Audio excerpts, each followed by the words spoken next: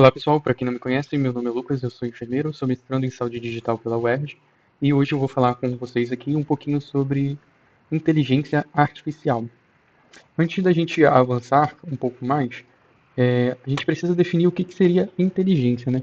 Então a gente parte do princípio para a gente poder ir avançando. Então, o que é inteligência? Então, o que é inteligência? A APA, que é a Associação de Psicologia americana, ela vai dizer que a inteligência ela é a capacidade de compreender. Então, compreender, de usar o conhecimento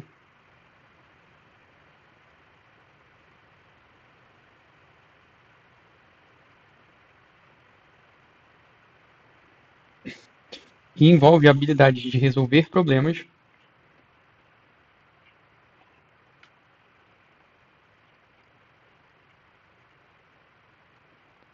e adaptar-se às novas situações.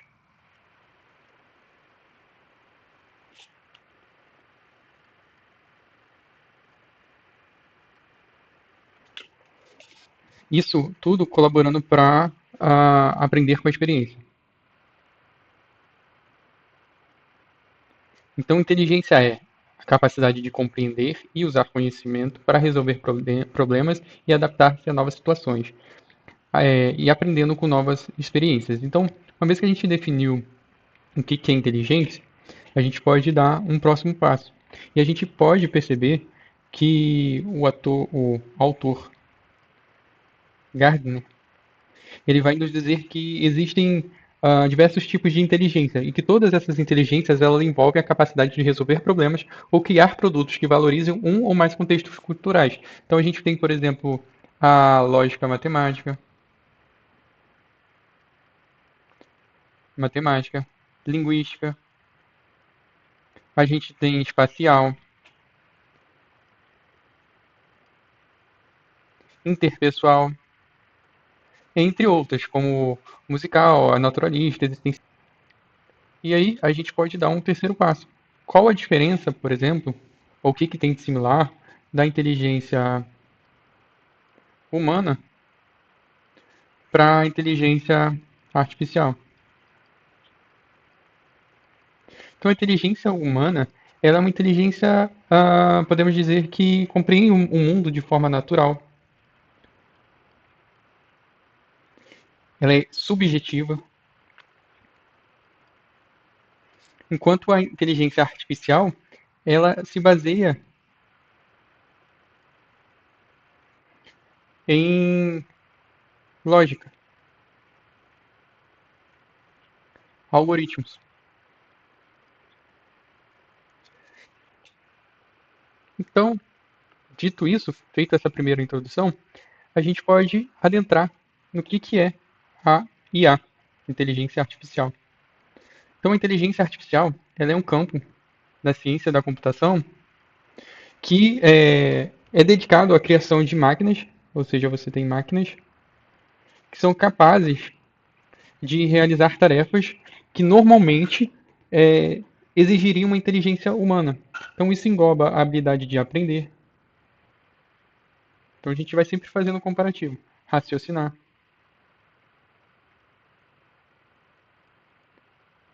resolver problemas, perceber o ambiente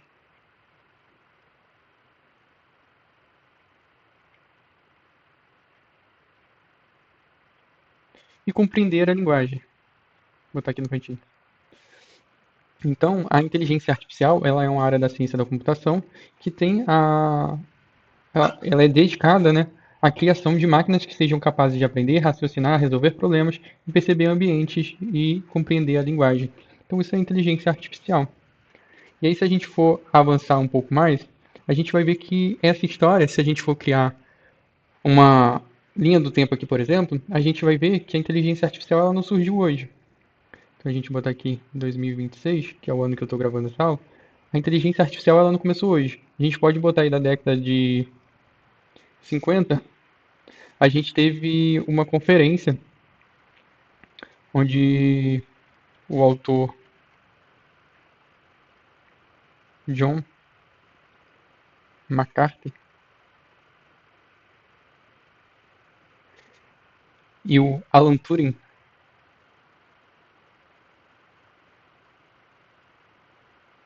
trouxeram os conceitos de inteligência artificial.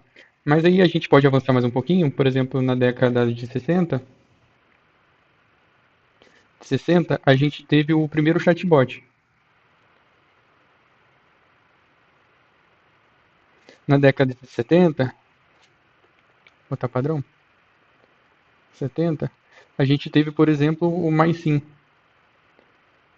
que foi um projeto onde tinha inteligência artificial para auxiliar no diagnóstico médico.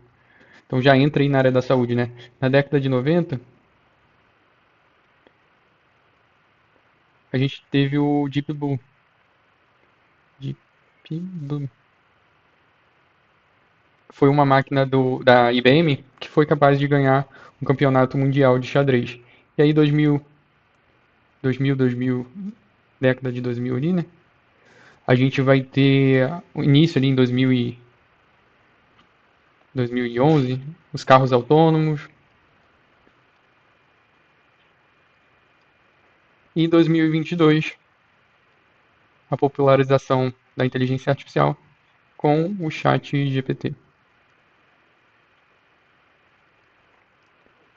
Tá, a gente fez uma pequena linha do tempo aqui, mas para a gente entender um pouquinho de, dessa proposta da inteligência artificial substituindo o humano e que isso não é de hoje, a gente pode reproduzir o teste de Turing, onde você tinha uma pessoa e aqui outra pessoa e aqui um computador. Então aqui você tinha ó, essa relação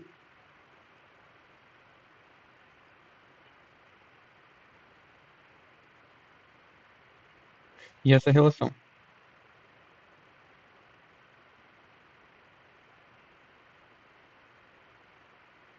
Ou seja, você tinha esse voluntário aqui da pesquisa interagindo tanto com o computador quanto com o humano. E a ideia de Turing é que as máquinas elas pudessem pensar ao ponto de reproduzir o comportamento humano de tal modo que esse voluntário não identificasse o momento em que ele estivesse interagindo com a máquina ou com o humano. Então você vê que essa proposta de Turing ela vem desde a década de 50. Então a gente houve essa ideia da inteligência artificial com o raciocínio humano desde a década de 50, né? E aí, como que a inteligência artificial aprende, né? Então a gente pode fazer isso de duas maneiras. A gente tem aqui, por exemplo, uma criança, tá? Por isso o boneco pequenininho, e aqui um computador. Como que a inteligência artificial aprende? Então a gente pode utilizar a inteligência humana para a gente pensar como que a inteligência artificial aprende. Então, enquanto uma criança ela aprende com os estímulos que você dá para ela, então você ensina para ela o que que é o ABC, você mostra para ela o que que é um gato, o que que é um cachorro, vai mostrando para ela o que que é a diferença de um para o outro, vai levando estímulos subjetivos, estímulos objetivos e aí no dia a dia ela vai aprendendo o que que é cachorro, o que que é criança, como que cada animal faz o som e aí ele vai aprendendo. A inteligência artificial ela aprende de forma similar. Então você precisa dar estímulos para ela. E como que são esses estímulos? São textos, raciocínio lógico, são linguagens de programação e matemática.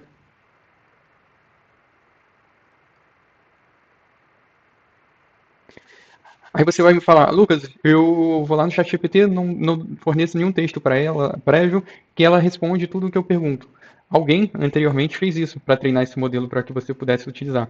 Então as pessoas da OpenAI, por exemplo, do ChatGPT, os engenheiros, ofereceram milhares e milhares de textos para que o ChatGPT pudesse te responder no dia a dia, né? E aí a gente percebe que esse hype da inteligência artificial ele está aí em todos os lugares, né? A gente vê notícias, a gente vê nas redes sociais, em todos os lugares, mas a gente não percebe que ele já está no nosso dia a dia há um tempo. Por exemplo, se a gente utilizar a plataforma Waze, ela utiliza a inteligência artificial para calcular as melhores rotas, o tempo, onde que está com trânsito, onde que não está. O Uber, por exemplo, ele utiliza para estimar a questão do tempo, do preço, distribuição de motorista. A Netflix, por exemplo, para fazer sugestões de filmes e etc. Só que a inteligência artificial ela não é algo único, ela é uma grande área. Então, se a gente pudesse fazer um conjunto universo aqui, falando um pouco mais de matemática, a gente vai ter a inteligência artificial, a gente vai ter o machine learning, aí a gente vem para um subgrupo, a gente vai ter redes neurais,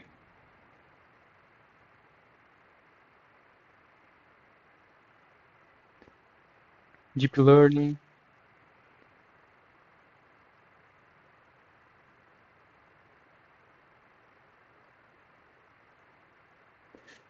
a gente vai ter mais um subgrupo, o chat GPT. Então você chat GPT.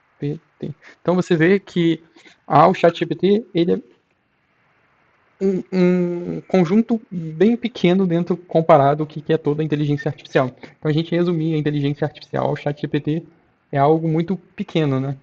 E a gente avança para a IA preditiva.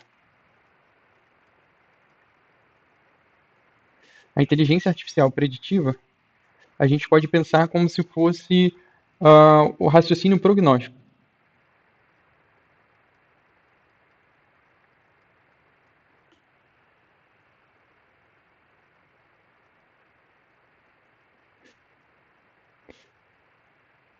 Porque é o ramo da inteligência artificial que ele é focado em usar dados do presente e do passado para prever a probabilidade de um evento futuro acontecer. Então, basicamente, é o que a gente faz com um prognóstico. Então, pensa num profissional experiente, né? Ele analisa o paciente e já faz isso intuitivamente, né? Ele olha todo o histórico do paciente, histórico familiar, o curso daquela doença e ele faz um raciocínio prognóstico. A inteligência artificial preditiva ela faz mais ou menos isso.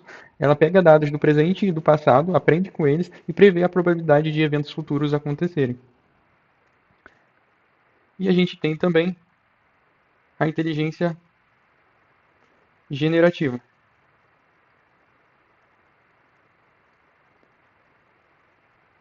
que é qualquer inteligência artificial capaz de criar conteúdos como textos,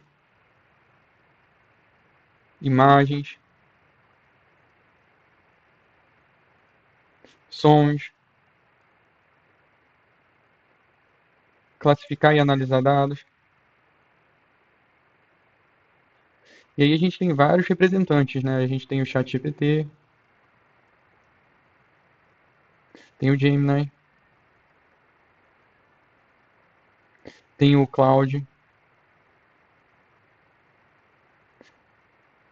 entre outros.